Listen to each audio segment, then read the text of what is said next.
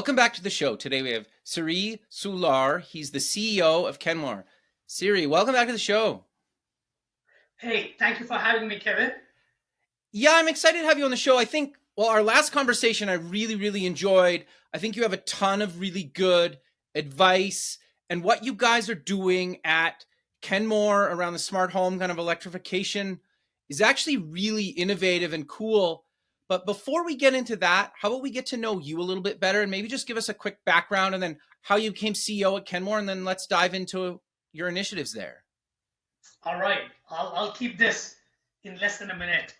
I grew up in India. I Cool. went to an engineering school there.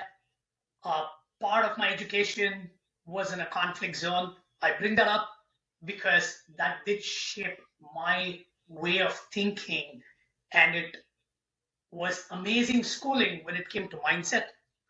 And Right. I joined a multinational very early on back in India. And one of the early products that I worked on was one of the first search engines, which is Alta Vista, which Sure. I remember those days. many people know I'm dating myself. And after that, I worked in the US working on network products and went to business school here in the Northeast. And after that, I have played multiple roles in operations, and as an entrepreneur in residence. I've lived and worked in 6 countries. When I say that, I've paid taxes in those countries and founded what is called Cloudprint, which is HP's mobile printing business, and also built wearables for really well-known brands like Hugo Boss, Juicy Couture, Coach, Movado, and then launched Xfinity X5, the flagship product for Comcast on both the security side and on the internet side. Launched what is called the Shark IQ robot for Shark Ninja, which is an advanced nav robot.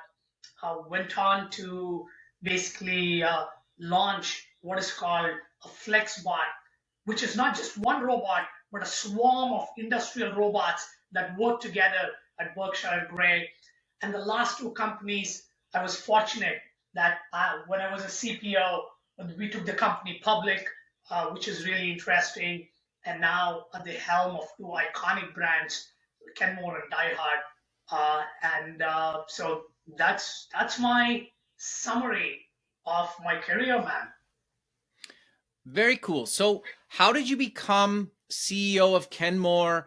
And then walk us through the smart home kind of electrification stuff that you're working on, because as far as I know, like no company's really doing this, never mind a large company across so many different verticals and products, right?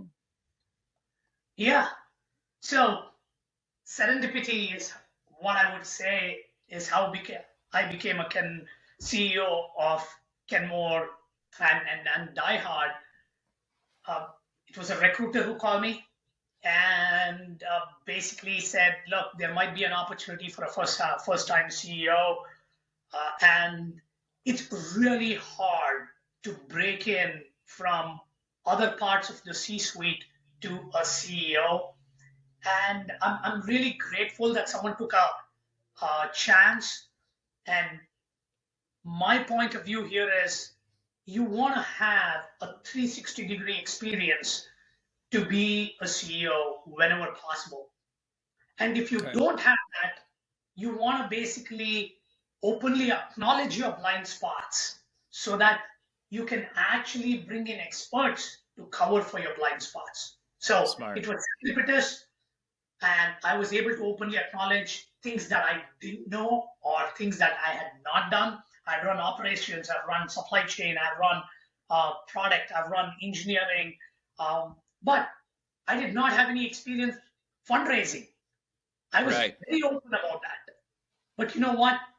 Today, I'm very happy to say that I know how to work with investment banks. I know the options, the intricacies of raising money. And that's the beauty of acknowledging what you don't know, and a combination of humility and tenacity is going to get you anywhere you want to go in life. Now, that's the first part of your question. Right. The second part of your question is electrification. Yes, we are in a unique, one of a kind situation when it comes to electrification. We have a phenomenal competitive advantage for multiple reasons. One, we do have electrical appliances, whether it's an electric range or an electric dryer. That's something that we already have. In addition to that, we have worked on diligently to sign relationships with OEMs and bring products to market on what I call as energy appliances. Okay. This is EV chargers. This could be storage. This could be heat pump based water heaters, heat pump based HVAC. So think of this as a portfolio of products where you have electrical appliances. Second category is energy appliances. And here is the kicker, Kevin. We have a one of a kind, unique relationship with our sister company, which is Sears Home Services. This is 2,500 plus technicians who have their trucks. They make 80,000 visits a week to people's homes. Wow. Think about it. They come in to repair your appliances. They look at the appliances that you have. They know the replacement cycle that you are in. They also know, obviously, your home address. They know what the Inflation Reduction Act benefits are associated with your specific home. Right. Interesting. And they can convert the customer there. Think about the cost of customer acquisition there is so low. But put that aside. Even you have all these companies creating great products, but you need to install them, Kevin. Yeah. Like, let's say you want to electrify your home, you get a heat pump based water heater. You also get an EV charger and let's say a battery backup. You know what? You need an electrician, you need a plumber, you need a project plan. Yeah. We take that away. We take that away. We basically take care of installation, project planning, and guess what? That is covered by the Inflation Reduction Act. Okay, so just for some clarification there, what does that mean to a homeowner like myself? It's very simple. Last year, there was a bipartisan bill that was passed by the US government. Okay. And that's $391 billion. Wow. Where for electrifying your home, if you are eligible, right, and if you want to figure out if you're eligible based on zip codes, based on your household income, you could get up to $14,000 or $15,000 in rebates. Rebates. This is not, hey, you know what? I get these appliances, then I got to keep the receipt, send it to the government, and I don't know if I'm going to get a check back. Right. It's not even that. It's outright rebates. And each state is doling out those rebates. And think about it. The reason why it was a bipartisan bill is because by electrifying the homes, you guarantee energy security for the country. Yeah, interesting. And the concept is very simple, Kevin. Summer days are getting hotter, storms are coming by, and anytime it's a hot day, when everybody turns on the air conditioner, your utility basically has to fire up inefficient fossil fuel based generators, which cost more. Right. And they really are not able to keep up with the demand. So what happens? There is load shedding that happens. There are rolling blackouts.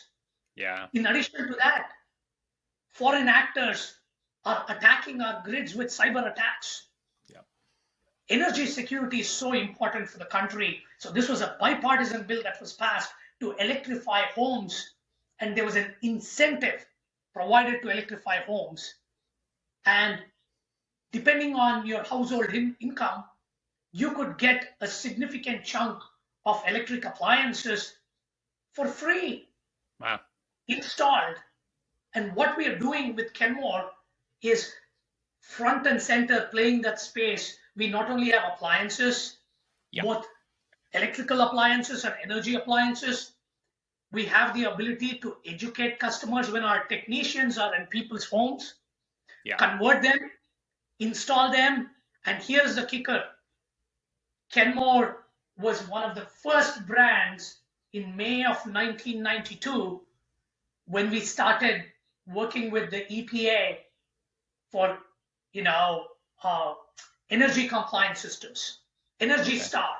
So one of the first companies to bring Energy Star appliances, and we will continue to focus on energy conservation and water conservation um, for our categories of appliances that we're going to bring to the market, Kevin.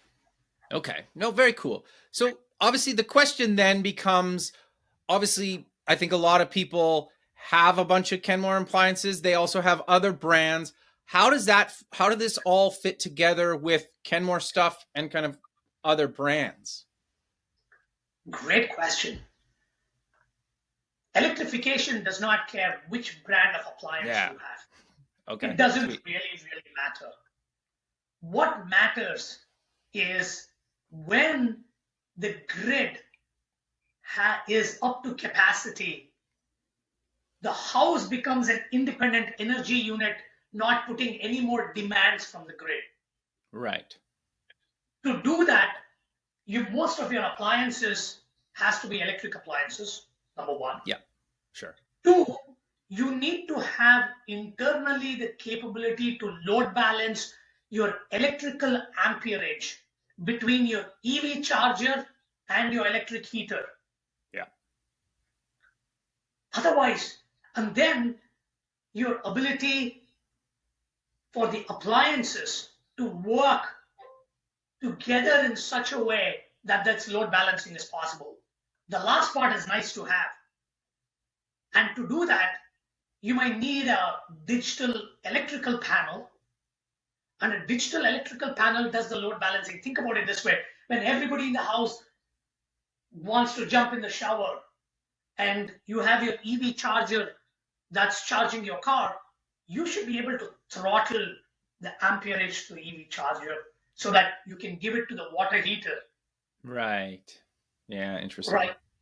And that is really important. That's number one. Two is, if you have a storage unit, when I say a storage unit, I'm talking about a battery backup. Yeah. During high demand, you should be able to pull from the battery within your home rather than paying very high costs for utilities during peak of the summer in the afternoon, for example, or late afternoon, for example. Right. That is what we are achieving. So That's awesome. you're reducing electricity consumption from the grid. Two is it's gonna cost you less and less and less. And then it is also good for Mother Earth. Sure. 100%. So how can people get more information about what we just talked about? Simple. You can go to rebates.kenmore.com and take a look at the information there. There are also enough data on the internet looking at rewiring America. Yeah. Go to the EPA website, and this is one of the major programs. Again, I say bipartisan, to electrify and bring in energy independence for the country. No, that's really awesome. So I'm curious, last time we spoke, you had a lot of really good kind of leadership, work ethic, advice, and thoughts around just kind of being successful in business, and kind of what advice do you give to people out there? Because I think a lot of people, it seems like tech's a little bit doom and gloom right now. And I think people need some sort of maybe guidance a little bit on, where do you think we are, and kind of what advice do you give to people right now? Very simple. Kevin, if you actually look at the last two recessions or economic uncertainty, Yeah. the year of 2001, you know what happened there?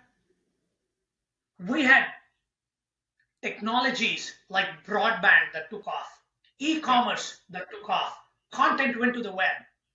Even though you saw companies like Blockbuster, you saw companies like Borders Bookstore, Barnes and Noble, shutting doors, you saw the rise of Amazon.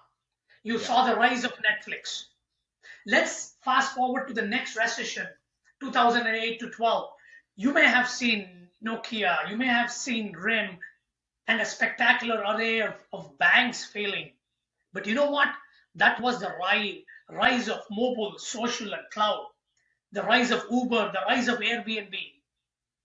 Think of recession and economics uncertainty as an opportunity for something big and exponential ramp up. And I see 4 or 5 trends where there is an exponential ramp up that's happening. Okay. I don't see the same uncertainty that others are seeing. Let me tell Okay. you, Sure. look at the world of generative AI and the ramp up. Some might call it a bubble, not a bubble, but it is disrupting industries across the board. That's number one. Second, the rise of EV and autonomous. That is happening in some shape, way, or form. The third piece, biotech, gene sequencing, medicine 3.0. That Yeah. there is Very a interesting. rise of that is happening. Four, I want to highlight this, manufacturing. We are all lamenting about deglobalization. We things were made in China for cheaper. Everything was deflationary for the last 30, 40 years. But think about the upside. Manufacturing is coming back to shore. The rise of reshoring is creating a lot of jobs, right? So high tech jobs. So that's another trend. And finally, you have aspects of climate tech that is taking off, and electrification. So always remember, in and around times of economic recession and depression, there are technologies and businesses that take off. It's a great equalizer. I'll give you one last example, Kevin. All right. During the Great Depression, there was one technology that took off, exponential ramp up, penetrated 60% of the US population, the rise of AM radio. Sure. Yeah. So, with all the doom and gloom, you just have to look through the areas of exponential ramp up and place your bets there. And that's what we are programmed to do. And most importantly, have the mindset of it's not how often you fall, how quickly you get up and run that's going to define you. And in these times, always remember, in every walk of life, you should never take more than you can give, especially in these times. You got to lean in and give. Empathy matters. So, Yeah. It's good advice. and one thing is for sure, do not forget your blue collared work ethic, because that's what has kept this great company in the forefront. And that's why I feel very optimistic in spite of what I hear and see, because I see at least 5 rising tides where we all can place our bets. Interesting. No, I think that's actually really good advice. I also think it gives people the opportunity to become an entrepreneur themselves if that's the path they choose, right? Or they can start a little side project that may or may not generate some income, that may or may not turn into a full-time gig, right? Like, I think there's a lot happening where in some ways, like, I think people can control their destiny a little bit more. Do you agree with that? Oh, but you nailed it. Let me give you an example. All right. Again, let's go back to the previous recession. Let's go back to 2008 to 2012, Kevin. I said recessions are great equalizers. Before that, you needed to have your own server farm. You needed the Yeah. capital investment to build your startup. Yeah. But guess what happened during that recession? The rise of cloud. So an entrepreneur in Silicon Valley now had to compete with an entrepreneur in Nigeria Yeah. or in India. Because think about it, they did not have access to server farms, but you could go easily get an account on AWS and do your startup. That's the beauty of a recession because it's a great equalizer. Yeah, it's interesting you say that, and I like just to add to that is like the no code, low code movement that's come over the last couple of years has really even been a game changer for me as like a designer, not having to depend on a developer to actually build little ideas or apps and start getting some users and feedback. Where the cost of these things starts at free, so you don't really have an excuse as long as you have an internet connection, you can access these tools for free, or they're pretty inexpensive, anywhere from, 20, $30 a month. So like, I think the barrier to entry now, even just as you're said, like the cloud was a number of years ago. And now I think the no code, low code has kind of even leveled the playing field again, where it's like location just doesn't matter anymore. Sure. Sometimes it might be a little bit better for in-person stuff, but I think COVID Yeah, proved that you don't have to be in person all the time. 100%. This is the era of opportunity. Yeah. Place your bets on the rising tides, and there is no better time to innovate. No better time, man. Sure. No, I 100% agree with you. I'm curious though, because you're leading such a big team, and you mentioned earlier about knowing and understanding your blind spots and trying to get people to help you, fill those blind spots. But how do you, as the CEO, allow people to actually give you the feedback? Because you walk into a room and some people are fine saying whatever they want, others not so much at all. So how do you foster that culture of, look, like, I don't know everything, I'm fine not knowing everything, I want your honest opinion, and I truly want to make this better? It's very simple. You have to follow a few tenets. The first one is consistency. Bear with me as I explain this. Sure. Consistency in the sense that in every interaction, you are basically letting people know consistently the kind of person you are, not by your words, by your action. Sure. So they know that there is no second side of this person, wherein if in every conversation you basically enable radical candor two ways, and you do that week over week over week for 50 plus weeks, they know that Yeah. you're always, you espouse being a radically candid person versus being aggressive, being manipulative, or showing ruinous empathy. So they know who you are. So consistency plays a role. Very important. Second, what is absolutely important is sharing what you do week over week over week. I have a meeting with the chairman of my board every Friday. Every Friday. And right after, I share everything that I have done for the week, my plan for the next week, and the feedback to my directs. Okay. And they go talk to the rest of the team. Every month, I'm on all hands. And I'll tell you one other thing, Kevin. When I joined the company, they shared with me this huge office. I just walked in once, and I have not stepped into that office since. Why is that, out of curiosity? I think I know your answer, but why? Then what I did next was I went into a lab. We had this amazing lab, and I occupied a place in the lab, Interesting. a desk in the lab.